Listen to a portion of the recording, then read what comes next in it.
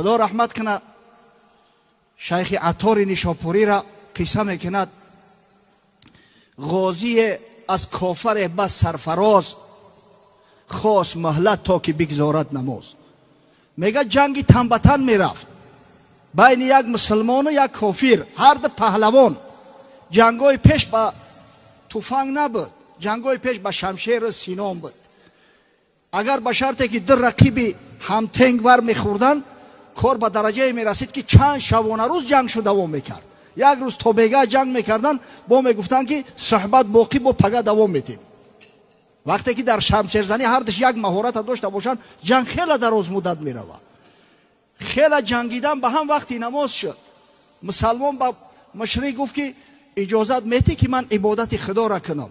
این نماز برای ما مسلمانان فرضی وقتی است، وقتش رسیده است. و او مشرک هم رخصتش داد، گفت برا نماز تا بخون با بیا ان شاء الله دوام میتیم.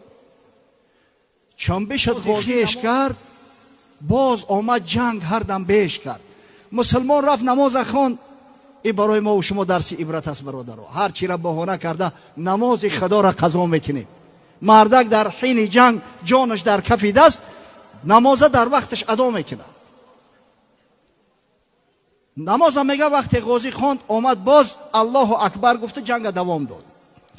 بعد کافر را نماز زان خیش مهل خواست اون نیز بیرون شد زی پیش. گوشه بگزید کافر پاکتر، پس نهاد او سوی بد بر خاک سر.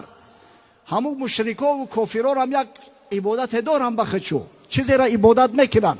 شاید بت عبادت کنن، شاید آتش عبادت کنن، شاید گاو و خر عبادت کنن. میگه این مشرک هم وقتی هم عبادتش کی رسید گفت جورا که ترا منم مهلت بتیده منم عبادت ما انجام بتم. و وقتی رخصت گرفت اجای پاکیزه و تازه تر یافته سرش در نزد همو بتش میگه گذاشت. غازیش چون دید سر بر خاک راه گفت نصرت یافتم این جایگاه. غازی نگاه کرد که کافر سرش در خاک مونده است، گردنکش کش همین آماده به مرگ است که گفت خدا داد. این خیلی مومنت دیگه هیچ وقت نمیو. خدا داد دستم. خواست تا تیغ زند او را نهان، شمشیر را کشید آزاد از کفا اومد. غازی گفت میزنم سرش از بدنش جدا میکنه به همین جانم خلاص. کی میدونه آخر این جنگ چی بشه؟ خداوند همین امکان برام داد است که استفادهش برام. خواست تا تیغ زند بر وی نهان، هاتفش آواز داد از آسمان. ای و اوف العهد بر ناخوانده، گشته کج بر عهد خود نامانده. چون نکویی کرد کافر پیش از این، نوجوان مردی مکن تو بیش از این.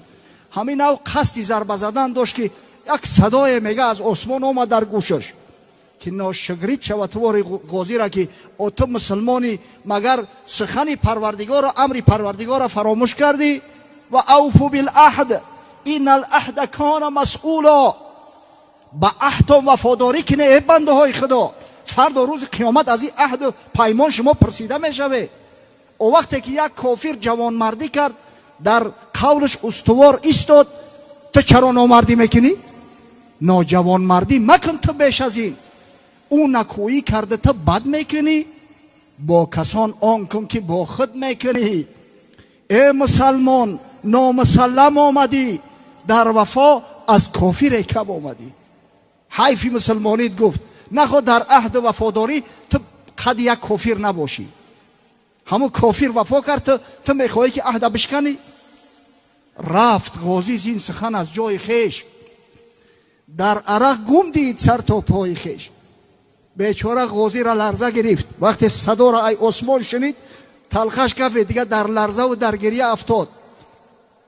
کافرش چندید حیران مانده، تیغ اندر دست گریان مانده. گفت گریان از چی؟ کافر گشت نگاه کرد که در بالای سرش مسلمان با شمشیری برهنه ایستاده است گریه داره. گفت گریان از چی؟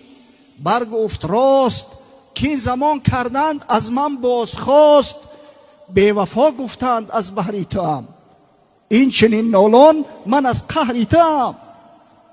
گفت خانه سوخته برای تو گریه میکنم، از روی تو بدبخت خداوند متعال بے وفام گفت تو به عهدت وفا نمیکنی. تنبیه و مذمتم کرد. گوش کرد این قصه کافر آشکار. نعره زد، بعد از آن بگریست زار. گفت جباره که با محبوب خیش از برای دشمن مغضوب خیش از وفاداری کنه چندین خطاب، بے وفایی چون کنم من بی حساب.